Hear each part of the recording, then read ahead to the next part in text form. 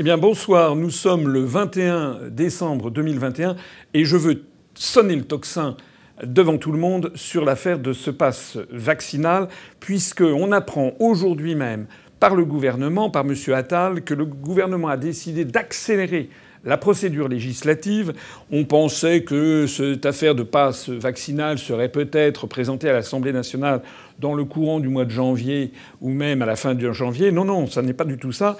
M. Macron a décidé de réunir un Conseil des ministres exceptionnel lundi prochain, lundi 27 décembre.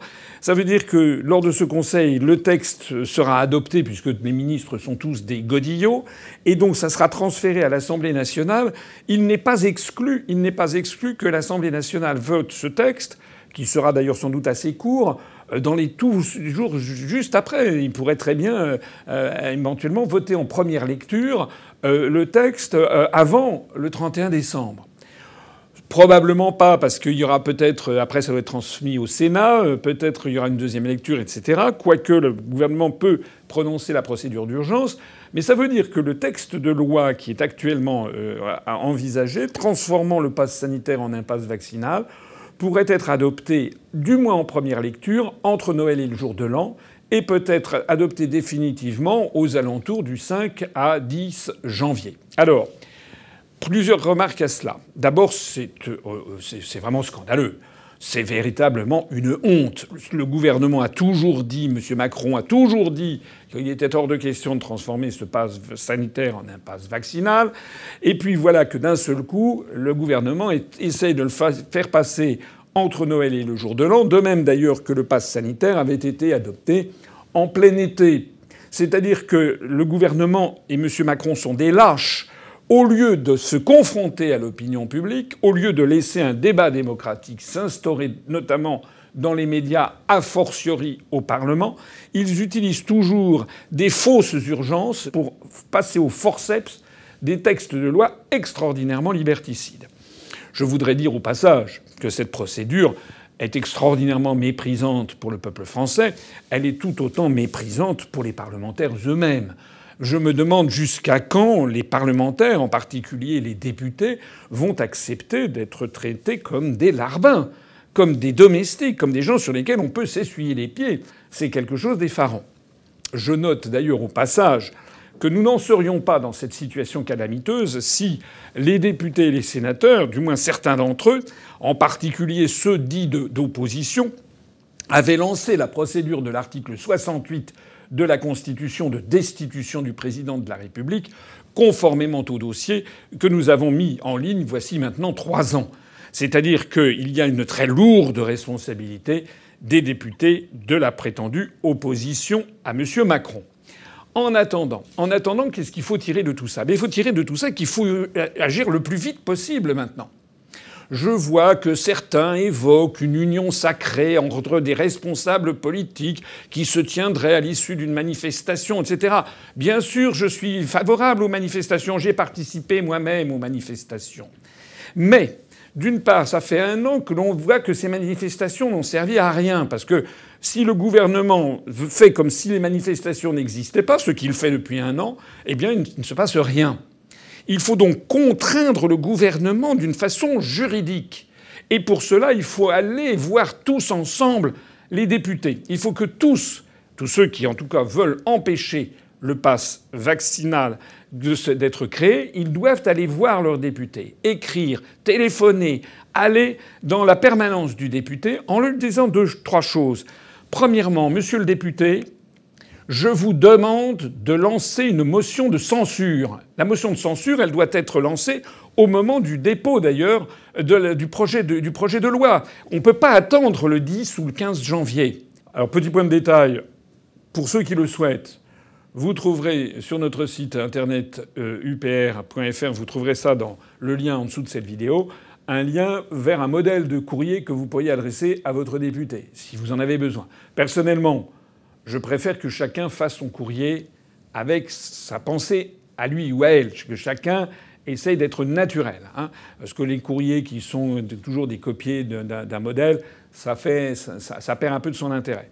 Néanmoins, je sais qu'il y a toujours des gens qui souhaitent quand même avoir un modèle. Vous le trouverez sur notre site, mais si possible, essayez de faire le vôtre. Deuxièmement, il faut que vous alliez voir votre député en disant « Monsieur le député ou Madame la députée, si jamais vous votez ce texte félon, je vous assure que je ferai tout mon possible en avril, mai prochain, ou plus exactement en juin, puisque c'est en juin qu'ont lieu les élections législatives, pour que vous soyez battus. » C'est ça qui doit toucher les députés. C'est là que l'on a un moyen d'agir pour empêcher Macron de procéder à son forfait. Le Parlement n'est pas dénué de pouvoir. Il y a des quantités de moyens de retarder l'adoption d'un texte. D'abord, il peut y avoir un dépôt de très nombreux amendements. Je m'adresse ici aux députés ou aux sénateurs qui me regardent. Vous pouvez déposer des dizaines, des centaines d'amendements. Deuxièmement, il y a la procédure de navette, notamment dans les bureaux. Il peut y avoir, en particulier au Sénat, ils peuvent gagner quand même quelques jours. Troisièmement, il y a cette motion de censure sur laquelle j'invite tout le monde à se rassembler. Et puis enfin, il y a aussi le fait de déférer un texte voté avant qu'il ne soit promulgué, c'est-à-dire rendu valable par sa publication au journal officiel. Après le vote définitif, eh bien, il faut que 60 députés ou sénateurs défèrent ce texte devant le Conseil constitutionnel. Mais il faut agir le plus vite possible. Et c'est la raison pour laquelle j'appelle, moi, tous celles et tous ceux qui veulent se battre contre le pass sanitaire à se mobiliser sur un objectif motion de censure. Motion de censure, l'union nationale, elle ne doit pas se faire au niveau de responsables politiques. Parce que derrière ça, il y a toujours le soupçon d'une récupération politicienne par tel ou tel chef de parti politique. Moi, lors de ces manifestations qui ont eu lieu cette année, j'ai toujours eu le soin d'aller dans des manifestations apolitiques et de ne pas m'y manifester personnellement particulièrement. Et j'appelais d'ailleurs tous nos adhérents et sympathisants à participer à toutes les manifestations qu'ils souhaitaient. Pourquoi je suis si insistant sur cette affaire ? Parce qu'il faut absolument éviter de donner à ce sujet fondamental le parfum d'une récupération politique par un camp en particulier. Pour une raison d'ailleurs tout à fait précise et politique. C'est que je vois des sondages qui sortent. Il y a eu un sondage là sur Internet, plus de 100 000 votants, qui montrent que 80% des Français sont contre ce passeport vaccinal.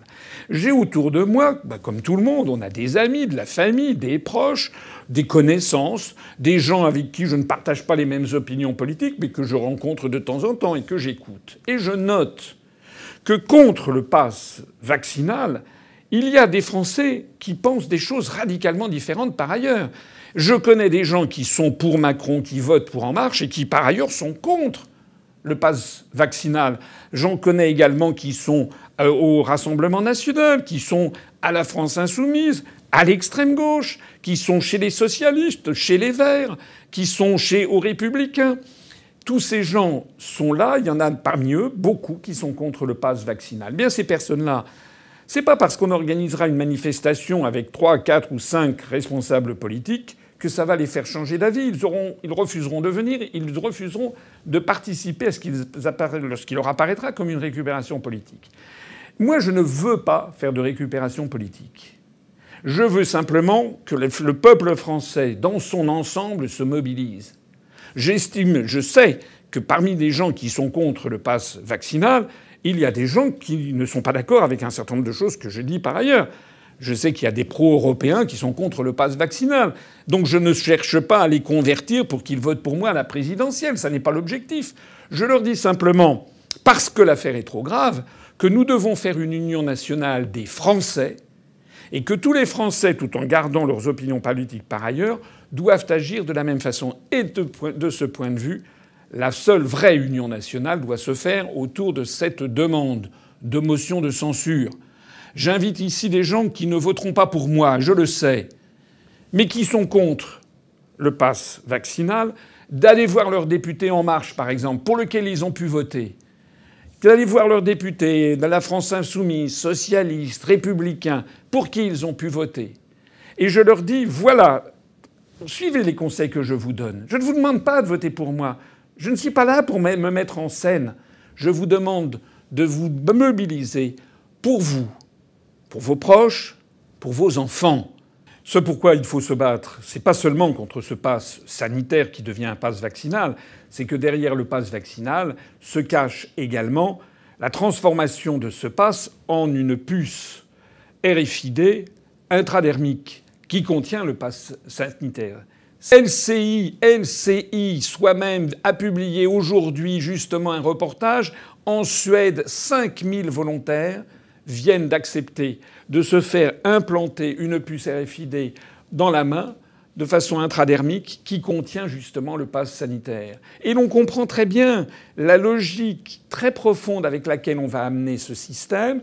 On va dire, vous comprenez, vous avez besoin de ce passeport sanitaire qui devient un passeport vaccinal. Ce passeport vaccinal, il faut le montrer dans quasiment toutes les occasions de la vie. Or, il faut toujours avoir sur soi un téléphone. Alors certains disent oui, mais on a une puce sur le téléphone. Oui, mais le téléphone, vous pouvez aussi ne pas le prendre avec vous. Tandis que quand vous avez une puce dans votre main qui est implantée dans la main, vous ne pouvez plus la quitter.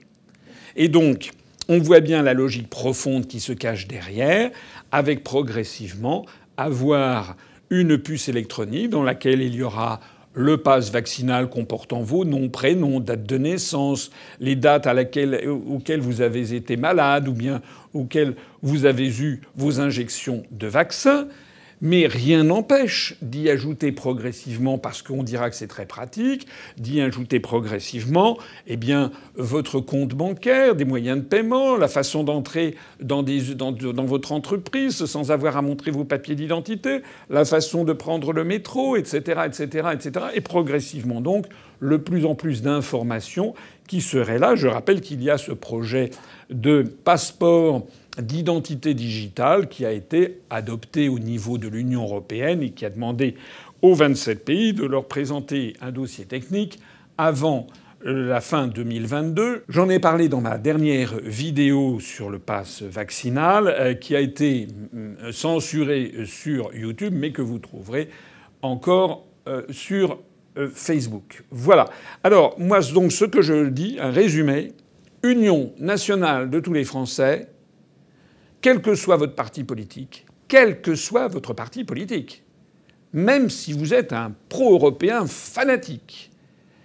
Moi, je suis là pour simplement essayer de rassembler les Français au-delà de leurs divergences politiques sur ce sujet fondamental. Union nationale de tous les Français pour demander à votre député la motion de censure et lui expliquer aussi que si jamais il vote ce pass vaccinal, vous ferez tout pour le faire battre aux prochaines élections législatives. Vive la République et vive la France.